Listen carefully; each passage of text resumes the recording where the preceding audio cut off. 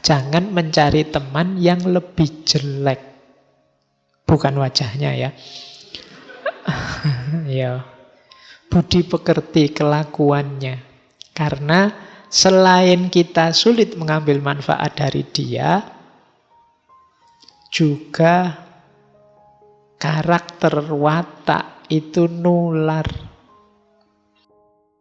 Bertemanlah dengan yang setara. Jangan berteman dengan yang ingin aman saja, ingin nyaman saja, ingin senang saja. Waktunya kita sulit, waktunya kita bahaya, waktunya kita susah, dia minggir. Nggak mau cari masalah, dia temanku begitu. Ini namanya bukan sahabat. Sahabat itu justru pas dia dibutuhkan, dia hadir. Kalau ada yang salah, dia mengingatkan, meluruskan. Bila perlu dengan keras karena tidak mau sahabatnya ada dalam bahaya.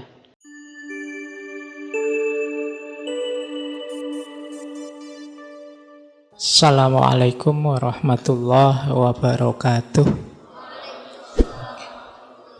Bismillah. Mari kita lanjut lagi belajar kita, ngaji kita. Saya awali dari sini. Ini menurut saya menarik. Namanya Golden Rule. Kata Konfusius, apa yang tidak kau inginkan terjadi pada dirimu, jangan engkau lakukan pada yang lain. Jadi jangan melakukan apa yang kalau itu menimpamu, kamu tidak senang. Kalau tidak suka dibohongi, jangan membohongi orang. Kalau kamu tidak suka dimaki-maki, jangan maki-maki orang. Jadi orang bermoral itu ada rumus sederhananya ini. Jadi kalau ada yang tanya, Pak, caranya jadi orang baik gimana sih Pak? Jangan lakukan apa yang engkau tidak inginkan terjadi pada dirimu, kau lakukan pada orang lain. Oke ya, cuma ini rumus untuk orang normal ya. Ya, karena kadang-kadang ya ada kan sing ngeyel mikir itu, Pak, kalau orang jahat, Pak, kalau orang psikopat, Pak, kalau orang punya suka menyakiti dirinya, Pak, dan lain sebagainya. Ya itu pengecualian. Jadi kadang-kadang ada teori baik-baik kamu malah menampakkan pengecualiannya. Ya dalam kebaikan apapun, teori apapun, ya selalu ada pengecualian, itu pasti. Cuma kan normal dan umumnya seperti ini. Bukan berarti terus kalau ada pengecualian teori ini salah. Teori ini tetap benar, hanya saja ada situasi-situasi khusus. Situasi khusus tidak bisa dengan teori ini. Jadi maka kalian tidak usah bingung kalau punya prinsip, menurut saya prinsip saya benar loh Pak, tapi kok ada fenomena yang tidak cocok. Ya mungkin fenomena itu fenomena pengecualian. Jadi bukan kok prinsipmu yang salah. Jadi pinter-pinter kamu sadar tentang fenomena pengecualian ini yang tidak bisa disamakan semua. Kayak Pak, saya itu pinginnya tiap habis subuh itu belajar Pak. Tapi saya sedang sakit sekarang, saya tidak belajar, berarti saya tidak konsisten, pengkhianat saya itu Pak misalnya. Ya tidak gitu moconya. Jadi sedang sakit itu pengecualian. Jadi sama kayak kemarin itu loh Pak, katanya ke masjid itu kan utama. Kemarin saya kok dilarang ke masjid sih Pak, waktu pandemi kan gitu. Iya pandemi berarti situasi pengecualian, situasi khusus. Teorinya tidak bisa digeneralkan sama begitu saja. Jadi jangan bingung kalau ada orang bantah pikiranmu pakai fakta-fakta pengecualian. Fakta pengecualian ya pemahamannya berarti khusus. Tidak seperti yang umum. Ya kayak teori ini kan. Ya ini kalau yang membaca psikopat ya mungkin beda lagi. Orang yang suka menyakiti dirinya mungkin beda lagi. Jadi ya secara umum jangan engkau lakukan, engkau lakukan pada orang lain apa yang kamu tidak mau dilakukan pada dirimu. Pak, saya suka Bapak kalau dikhianati itu misalnya. Jadi saya bebas dong mengkhianati orang. Tidak, teorimu teori pengecualian itu tidak bisa disamakan dengan orang lain. Wong saya itu kalau diputus malah seneng ya Pak. Jadi kan saya bebas kalau punya pacar tak putus saja bolak-balik misalnya. Nah, itu ya yang tidak normal ya kamu. Oke, baik, saya lanjutkan. Jadi ini rumus kebajikan tadi. Nah, ini menarik. Nanti Konfusius punya dua teori yang berhubungan dengan persahabatan, tapi dua teori ini rasanya kayak bertentangan, tapi sebenarnya tidak. Jadi satu ketika Konfusius bilang bertemanlah dengan yang setara, tapi nanti dia bilang berteman itu ya jangan dengan yang setara, cari yang lebih baik. Nah, kita lihat ya, kita pahami satu-satu maksudnya, biar tidak keliru. Bukan berarti Konfusius tidak konsisten, tapi dua konsep ini punya beda konteks. Nah, ini penting juga ini, wawasan tentang konteks ini. Jadi kalimat, kata, ungkapan itu jangan dilepaskan dari konteksnya. Ini konteksnya apa? Kadang-kadang konteks yang berbeda, maknanya bisa jauh berbeda. Meskipun isinya sama. Jadi konteks jadi penting. Nah, kita lihat sekarang ya. Ini kalimat yang sering dikutip orang. Kata Konfusius, jangan punya teman yang tidak setara dengan dirimu. Tapi selanjutnya ada kalimat begini, ketika seseorang bersalah, jangan takut untuk mengubahnya. Jadi berarti apa? Di antara tujuannya persahabatan itu saling mengingatkan, saling mendukung untuk kebaikan. Ini loh yang dimaksud kesetaraan oleh Konfusius. Jadi bukan setara, Pak saya orang kaya berarti nyari yang kaya ya Pak. Saya mahasiswa yang kececer mau DO berarti ya temennya yang mau DO saja. Yang pinter-pinter biar lulus dulu, ya enggak begitu. Jadi kesetaraan itu ada dalam kesediaan masing-masing pihak untuk saling mendukung, saling membantu, saling mengingatkan. Jadi itu yang dimaksud setara. Jadi bukan karena kekayaan, status sosial, dan lain sebagainya. Jadi antar sahabat itu sama-sama punya niat baik untuk melakukan kebaikan dan melakukan perbaikan. Jadi kalau punya teman salah, kalau dia sahabat beneran diingatkan biar tidak salah. Dibantu untuk dia tidak salah lagi. Jadi makanya kalimat selanjutnya, ketika seseorang bersalah, jangan takut untuk mengubahnya. Wah, saya mau menasehati dia Pak, tapi nanti jangan-jangan dia marah Pak. Putus persahabatan kita Pak. Nanti jangan-jangan dia tersinggung Pak. Loh, kalau kamu memang ngaku sahabat dan tahu temanmu salah melakukan hal yang membahayakan dirinya, ingatkan tetap. Ya meskipun cari strategi yang paling bijaksana. Jadi ini yang dimaksud bertemanlah dengan yang setara.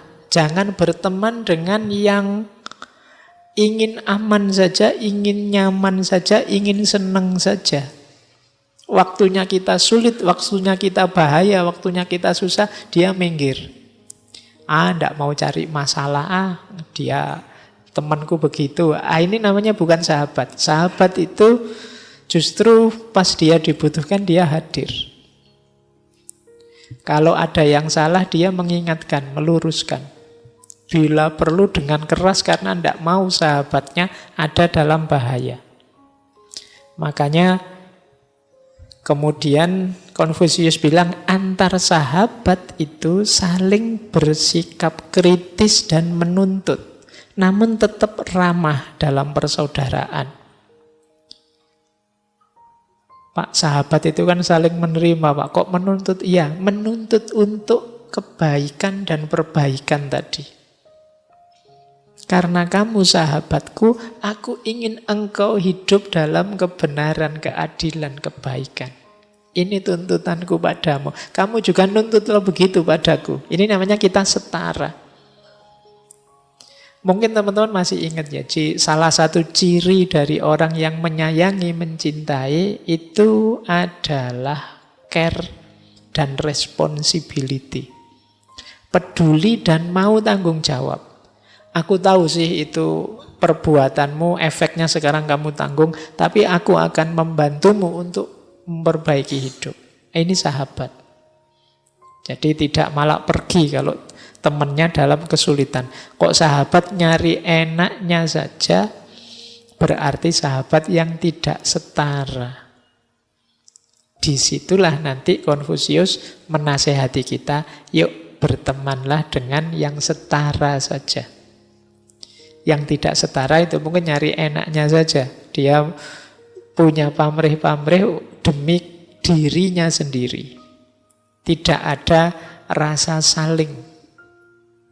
Nah, jadi ini konteksnya ini. Jadi jangan dipakai kalimat tidak setara ini untuk mungkin level sosial, status, kekayaan, apalagi apa, ganteng dan tidak ganteng. Oh, yang ganteng-ganteng ngerombol di sana, yang tidak ganteng di sini tidak. Itu bukan setara. Jadi termasuk apalah, kecerdasan, kepandaian. Pak, capek saya Pak punya teman tidak pinter-pinter misalnya. Mosok tiap hari ngajari, enak dia. Lah saya tidak dapat apa-apa. Ini namanya tidak sahabat. Jadi kesetaraan itu ada dalam kesadaran untuk saling mendukung, saling memperbaiki. Dalam kebijakan, dalam kebijaksanaan.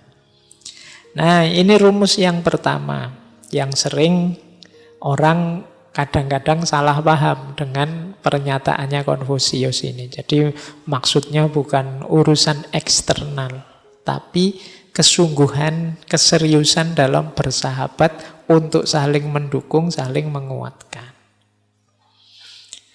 Nah, ada lagi ini yang tadi saya sebut ya, kok rasanya bertentangan sih?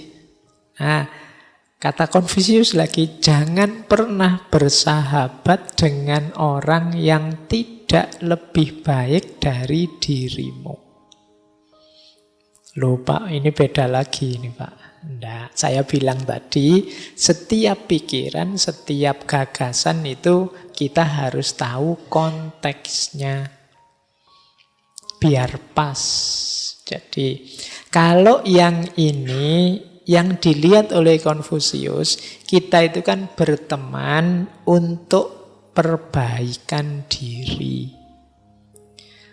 Akan lebih bagus kalau kita punya teman yang jauh lebih baik daripada kita.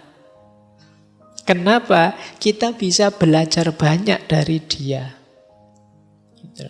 Kita bisa dapat manfaat banyak dari dia. Jadi kalau mencari sahabat, ya coba carilah yang lebih baik darimu. Itu akan banyak menguntungkanmu. Jangan mencari sahabat yang jahat, kata Konfusius, yang moralitasnya jelek. Bersahabat dengan orang jahat yang moralitasnya jelek, ini tidak bisa disebut sahabat.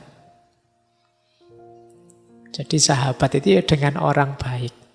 Ini kalau digabung dua quotes ini, dua pernyataan dari Konfusius ini. Jadi yang pertama, ayo mencari teman yang lebih baik dari kita, minimal setara dengan kita. Jadi paling tidak yang setara. Jangan mencari teman yang lebih jelek. Bukan wajahnya ya. Ya. Budi pekerti kelakuannya. Karena selain kita sulit mengambil manfaat dari dia, juga karakter watak itu nular. Kalau tidak percaya boleh dicek. Kalian adalah cerminan dari sahabatmu. Kalau tidak percaya boleh dicek. Mungkin kalian kuliah ini temannya siapa, itu sedikit banyak akan ketularan. Mungkin gaya ngomongnya, mungkin diksi-diksi yang dipakai, mungkin cara guyonnya, mungkin pasti kalian terpengaruh oleh orang yang paling dekat denganmu. Entah sadar, entah tidak. Boleh dicek. Mungkin kalian kalau pulang kampung ke rumah, mungkin yang mahasiswa baru berapa bulan di Jogja, pulang ke rumah, itu orang rumah mesti komentar, wah Jogjanya kelihatan nih. Biasanya celetuan-celetuan tidak sengaja. Mungkin ketularan teman satu kontrakan, apa ketularan bapak kos, apa ibu kosmu, apa ketularan. Lo ya sopo ngerti kamu akrab sama ibu kosmu. Jadi kalipannya ibu kosmu terus sampai ke kampung. Gaya ngomongnya maksudnya. Nah, jadi itu pentingnya kita milih teman. Ketika kita milih sahabat, cari yang kualitasnya tinggi. Jadi kan lumayan. Misalnya, Pak saya punya sahabat itu Pak, kalau ngomong bahasa Inggris terus. Lu kan lumayan, dikit-dikit kita ketularan bisa ngomong bahasa Inggris. Atau punya teman yang ngomongnya bahasa daerah, terus saya pernah punya teman Madura misalnya. Lu dikit-dikit saya ngerti bahasa Madura, meskipun nggak bisa ngomongnya. Tapi kan pengaruh itu ada, maka cari teman yang lebih baik dari kita. Meskipun nanti di belakang ada penjelasannya, apa kemudian kita harus terlalu picky, terlalu milih, enggak, nanti ada rumusnya lagi. Tapi idealnya begini. Jadi ada konteksnya, kapan kita cari yang setara, kapan kita cari yang lebih baik. Kita cari yang setara dalam semangat untuk bersahabat, untuk saling berbagi, saling mendukung dalam perbaikan. Kita cari yang lebih baik dalam rangka kita bisa belajar meningkatkan diri kita jadi lebih baik. Jadi kuncinya di situ. Bukan teman yang sama saja atau teman yang apalagi di bawah kita. Nah, ini rumus dari Konfusius. Ini sebenarnya menarik konsep ini kalau kita tidak bergerak keluar tapi bergerak ke dalam. Bergerak ke dalam itu bukan kita mencari sahabat yang lebih baik, tapi mari kita jadi sahabat yang lebih baik. Nah, ini yang saya maksud membaca lebih dalam. Berarti apa?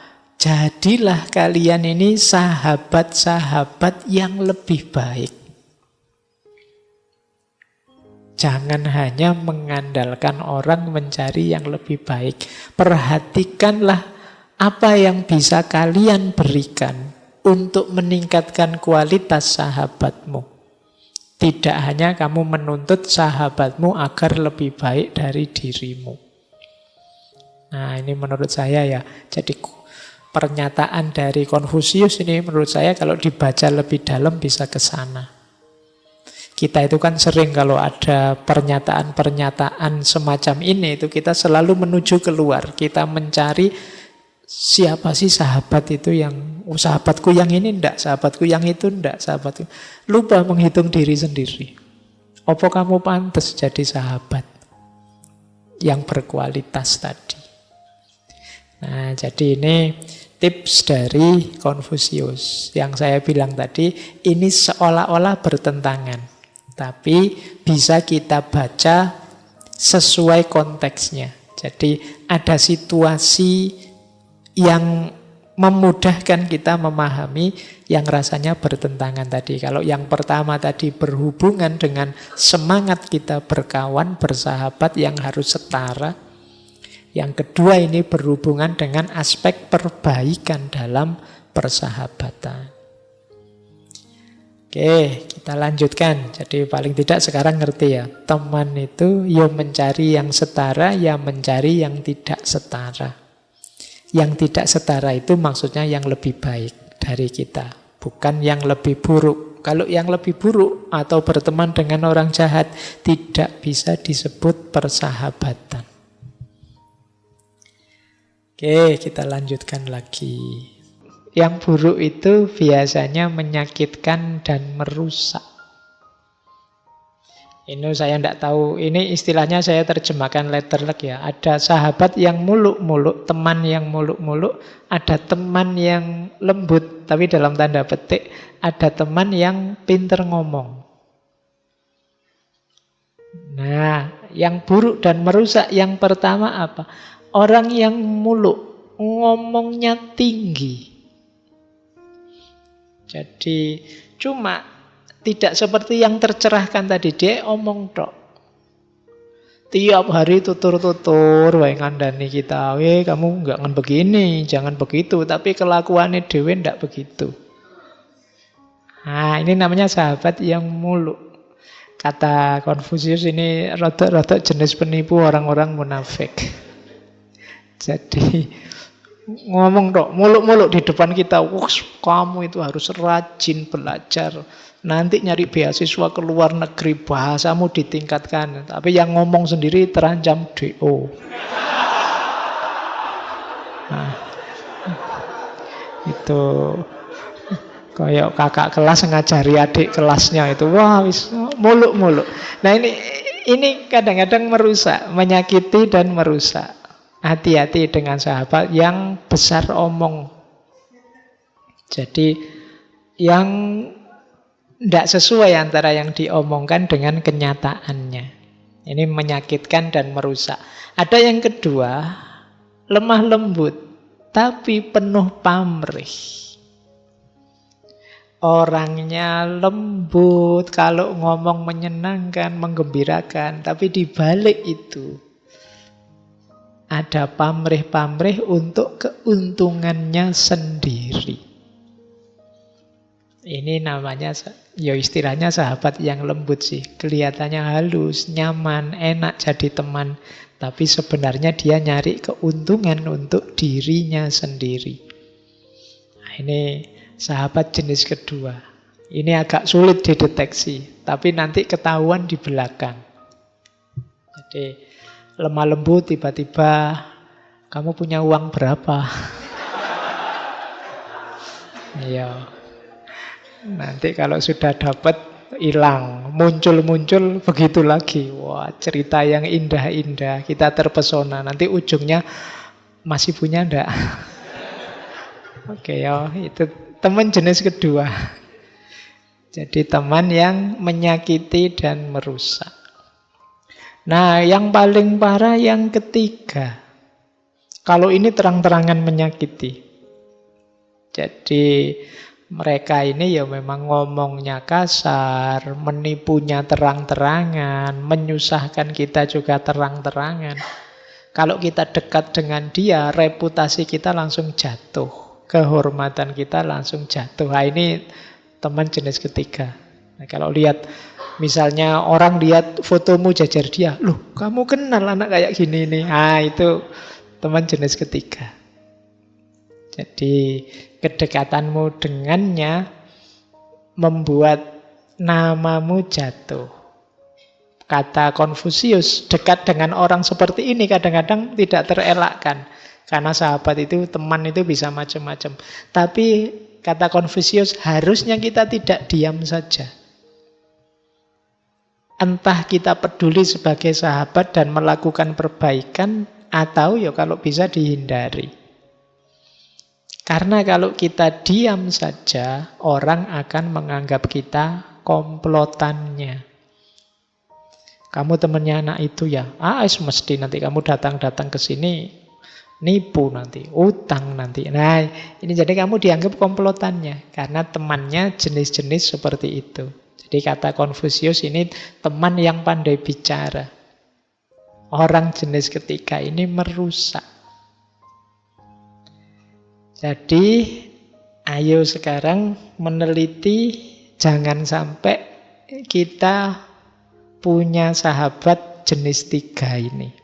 Atau jangan sampai kita jadi sahabat dengan tiga karakter ini. Jadi, orang yang muluk, munafik, orang yang lembut tapi penuh pamrih untuk kepentingannya sendiri, dan yang ketiga orang yang memang terang-terangan ingin menjatuhkan kita, menyakiti kita. Tiga jenis sahabat ini harus kita hindari. Baik. Nah, ini quotes ini menarik. Kenapa kok jangan teman yang flat saja, tapi yang lebih baik dari kita. Aku tidak ingin teman yang tersenyum saat aku tersenyum, menangis saat aku menangis, karena bayanganku di kolam itu bisa melakukan lebih baik dari itu. Jadi teman yang ndak ngapa-ngapain, bisanya ya kalau kita tersenyum ikut senyum, aku ikut gembira ya. Kalau kita nangis ikut nangis, aku ikut berduka cita ya. Tapi terus ndak ada kontribusinya apa-apa, tidak meningkat apa-apa. Kata Konfusius itu persis cermin atau bayangan di kolam. Cermin atau bayangan di kolam bisa lebih baik. Kenapa lebih persis? Kalau teman kita tidak terlalu persis, hanya ikut simpati saja. Jadi teman yang mungkin bahasanya hanya bisa basa-basi saja. Jadi aku turut berduka cita ya sudah, terus minggir. Aku ikut gembira ya sudah, terus minggir. Jadi hari-harinya penuh dengan basa-basi. Maka kalau cuma itu, cermin lebih ramah. Kalau aku senyum, dia juga senyum dan persis. Kalau aku nangis, dia juga nangis dan persis. Maka cari teman yang serius tadi, yang di dalamnya ada kebaikan, ada perbaikan. Kalau berteman isinya basa-basi saja kan rasanya hampa. Kalau ketemu, gimana kabarnya? Baik. Kalau berpisah, semoga sehat ya. Ya, semoga sehat. Ayo. Jadi rasanya tidak enak. Apalagi sekarang pakai medsos ya. Ucapannya aku turut berduka cita, tapi nanti sebenarnya batinnya rasakno kapan lagi. Itu tidak cuma basa-basi, itu pura-pura. Jadi teman yang sejati tidak hanya casingnya saja dekat dengan kita, tapi memang benar-benar ingin berada di medan kebaikan dan perbaikan. Makanya kata Konfusius, aku tidak ingin teman yang tersenyum saat aku tersenyum. Harusnya saat aku sukses, gembira, luar biasa, ini kan fenomena sedang ngegas. Fungsinya teman ngerem. Jadi, yuk gembira, oke, aku ikut gembira, tapi jangan lupa diri ya. Masih perjuangan ke depan masih panjang. Yuk aku bantu untuk sukses lebih jauh. Ini sahabat. Kalau punya teman sedang nangis, sedih, putus asa, yuk kita datang tidak sekedar menghibur dan basa-basi, tapi ayo bareng-bareng bangkit. Aku akan membantumu bangkit, move on. Nah, ini namanya sahabat yang sejati. Kalau orang lain yang tidak sahabat, biarlah mengucapkan ucapan-ucapan simpati, ucapan-ucapan turut bela sungkawa, turut gembira. Tapi yang sahabat tentunya tidak berhenti hanya di situ. Kalau sekedar teman tersenyum, saya punya cermin. Mungkin gitu maksudnya. Kalau sekedar teman nangis, ya saya punya cermin. Kita tersenyum di depan cermin kan sekarang ada temannya senyum. Kalau sekedar teman yang seperti itu. Tapi tentunya sahabat kan tidak cuma di situ. Ini maksud dari quotes ini. Kalau gitu, kalau ada teman tersenyum, saya tidak tersenyum ya Pak. Kadang-kadang kan kamu kan gitu memahaminya. Tidak begitu maksudnya. Jadi itu maksudnya jangan cuma tersenyum. Bukan jangan tersenyum. Maksudnya jangan cuma ikut nangis, bukan berarti jangan nangis. Oke, kalimat yang dipelintir-pelintir gini kan sering, kalau apalagi di medsos gitu kan. Untuk menang-menangan debat itu kan biasanya terus dipelintir. Nah, saya lanjutkan. Nah, sekarang tentang teman baik. Teman yang baik jenisnya 3. Yang pertama, teman yang tercerahkan atau sahabat yang tercerahkan. Yang kedua, sahabat yang tulus. Dan yang ketiga, sahabat yang perhatian. Jadi teman yang baik ini yang dibawa adalah kebaikan dan manfaat. Sahabat yang baik yang dibawa kebaikan dan manfaat. Sahabat yang tercerahkan itu adalah sahabat yang lurus, sahabat yang konsisten di jalan kebajikan. Yang bersama dia, aktivitas kita itu selalu kebaikan dan perbaikan. Nilai kita di tengah masyarakat meningkat, kita semakin terhormat. Ini namanya sahabat yang tercerahkan. Jadi kalau kalian punya sahabat anak baik-baik, yang lurus, yang sopan, yang tiap hari ke masjid, soleh dan lain sebagainya, itu kan nilai kita di hadapan masyarakat juga naik. Wow, ini temennya santri-santri dia ini. Oh, dia ini temennya anak soleh, temennya hafal Quran semua loh ala ini. Itu kan nilainya meningkat. Jadi itu yang disebut teman yang tercerahkan. Wow, ini temennya dia ini lulusnya kumlot semua loh. Temennya tapi ya. Loh, tapi kan meningkatkan reputasimu, meningkatkan kehormatanmu.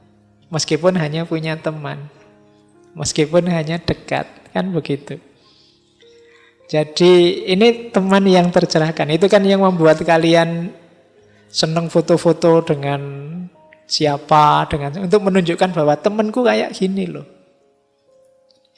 Temanku yang kalian posting-posting itu kan mungkin foto dengan tokoh siapa. Nah, itu kan ingin menunjukkan bahwa lingkunganmu, circlemu itu orang-orang semacam itu. Itu kan menaikkan reputasimu di tengah masyarakat.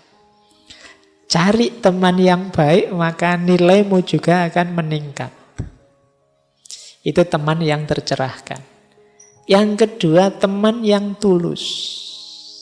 Kalau ini tidak ada hubungannya dengan kualitas dirinya, tapi karakternya. Tulus itu orang yang tanpa pamrih. Jadi dia jujur, dia setia.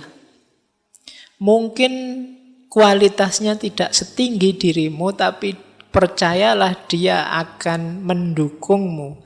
Dia akan setia padamu. Dia tidak mungkin ngomong buruk di belakangmu. Dia yang paling mengerti tentang dirimu. Nah, ini teman yang tulus, sahabat yang tulus namanya. Jenis teman kedua. Enak diajak kemana-mana. Teman jenis ini kalau disuruh jaga rahasia, ya dia beneran jaga rahasia. Setia. Jangan bilang-bilang loh ya. Nah, dia ya tidak akan bilang-bilang. Terus dia bikin postingan, nanti dimarahin. Kok kamu bikin postingan? Katanya gak boleh bilang-bilang, saya kan cuma nulis. Podo wae ya. Ndak, kalau sahabat yang setia pasti ndak akan mengkhianatimu. Jadi itu jenis sahabat baik yang kedua. Sahabat baik yang ketiga adalah sahabat yang perhatian. Jadi dia sangat ngerti tentang kita. Dia aktif melihat, mendengar tentang kita. Dan bisa jadi dia lebih paham tentang kita daripada kita tentang diri kita sendiri. Oh, aku tahu cirinya temanku ini. Kalau disinggung ini sedikit dia marah. Padahal kita tidak sadar itu. Nah, ini namanya teman sahabat yang perhatian. Jadi, teman yang seperti ini itu enak kalau diajak muhasabah. Kalau diajak introspeksi. Coba deh, menurutmu gimana sih aku ini? Nah, ini teman yang perhatian ini, dia bisa menjelaskan banyak. Oh, kamu itu kalau ini begini, kalau ini begitu. Dan tidak ada pretensi untuk menjatuhkan, untuk merendahkan. Tidak. Dia bicara apa adanya demi kita, demi perbaikan kita. Ini namanya teman yang perhatian. Kalau kita belum makan, sudah makan belum? Sudah tidur belum? Tapi tidak basa-basi ya. Kadang-kadang kan kita itu untuk basa-basi saja. Sudah tidur belum? Sudah makan belum? Kan gitu. Cuma tanya saja sih. Harusnya kan kalau tanya sudah makan belum, jawabannya belum, yuk tak traktir makan. Nah, itu sahabat. Ya, tapi kalau sudah makan belum, belum, yuk kamu makan lah, nanti sakit mah. Iya. Ya itu bisanya hanya merentah-merentah kan, makan, jangan telat, nanti sakit mah itu. Oke, nah cari sahabat yang perhatian. Jadi ada 3 jenis sahabat baik. Yang pertama sahabat yang tercerahkan, yang dari dia kita bisa belajar banyak, bahkan nilai diri kita meningkat. Yang kedua sahabat yang tulus, yang setia, loyal pada kita, tidak ada pamrih apa-apa selain persahabatannya. Dan yang ketiga, sahabat yang penuh perhatian. Kalau kita punya jenis sahabat-sahabat seperti ini, kita patut bersyukur, berbahagia. Nah, ini menarik kalimatnya Konfusius. Di antara teman, terlalu sering menegur biasanya akan membuat persahabatan jadi jauh. Jadi antar sahabat jangan kayak ustadz dengan santrinya. Tiap hari isinya, wah kamu salah, kalau Allah Ta'ala kakean. Ya, enggak lah.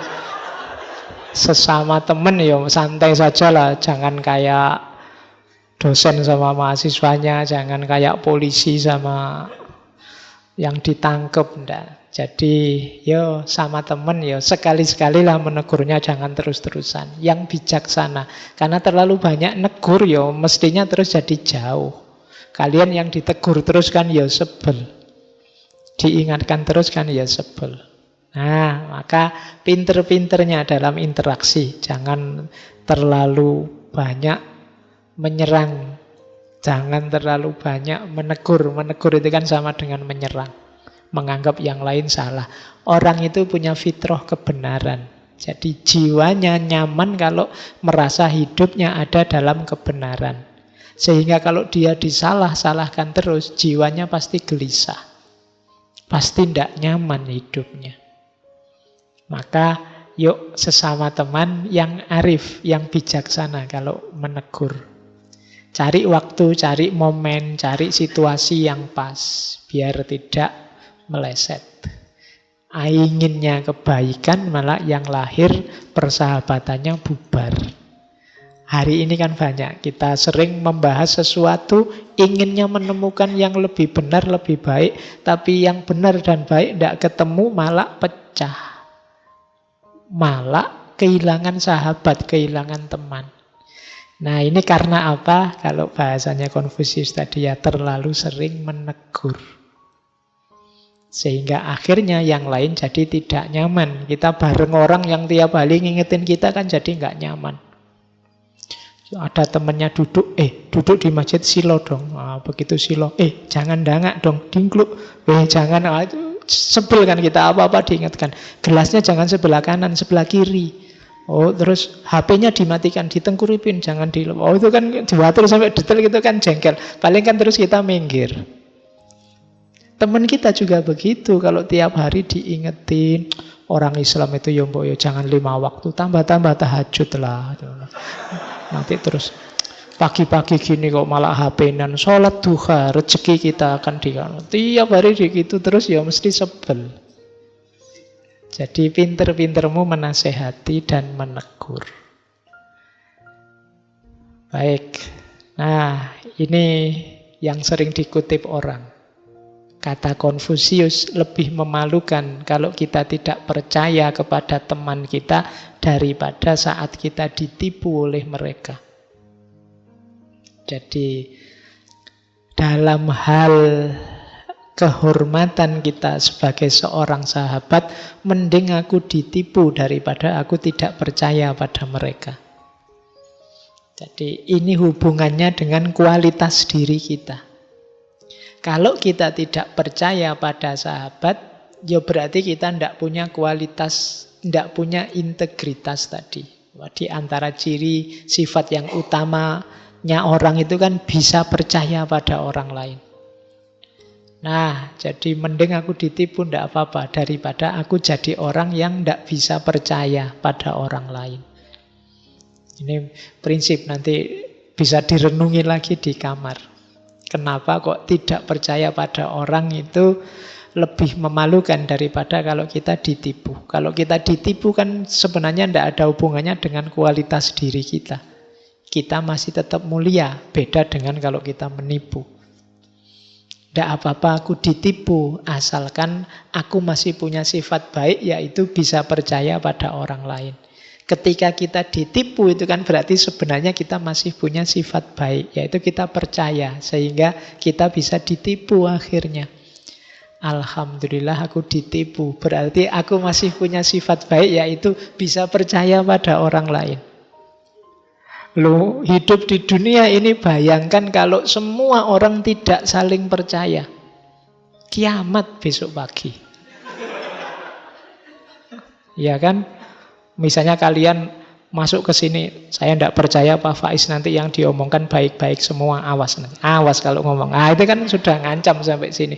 Saya juga begitu. Saya tidak percaya kalian ini mau belajar beneran. Paling cuma nyari minum aja, paling cuma ada yang ditaksir aja. Semuanya serba gitu, ruwet hidup ini. Kalau tidak ada yang percaya, maka kualitas bisa percaya pada orang lain itu salah satu keutamaan. Nah, makanya sebenarnya ketika kita ditipu orang, itu paling tidak membuktikan bahwa, oh, saya itu masih manusia yang punya budi. Buktinya apa? Saya masih bisa percaya pada orang lain. Makanya kalimat ini memahami dalamnya begitu. Jadi lebih memalukan kalau kita tidak punya kepercayaan pada teman kita daripada kalau teman kita nipu kita. Ketika kita ditipu teman berarti menunjukkan bahwa kita masih punya kualitas sahabat yang baik. Masih bisa percaya pada orang lain. Baik. Terakhir ini juga agak dalam maknanya. Benih itu tumbuh dalam keheningan, tetapi pohon roboh dengan suara yang hebat. Kehancuran itu nyaring, tetapi pertumbuhan tidak. Inilah kekuatan dari kesunyian. Ini sebenarnya sindiran besar pada kita hari ini. Peradaban kita hari ini adalah peradaban yang modusnya adalah viral dan kehebohan. Jadi kita ingin rame. Jadi kehebohan, kenyaringan. Kita merasa tidak ada kalau kita tidak bersuara. Padahal pertumbuhan itu hening. Sementara kehancuran itu ramai, ribut. Orang belajar itu hening, orang tawuran itu ramai. Jadi kehancuran itu ribut. Makanya mari kita mulai introspeksi deh.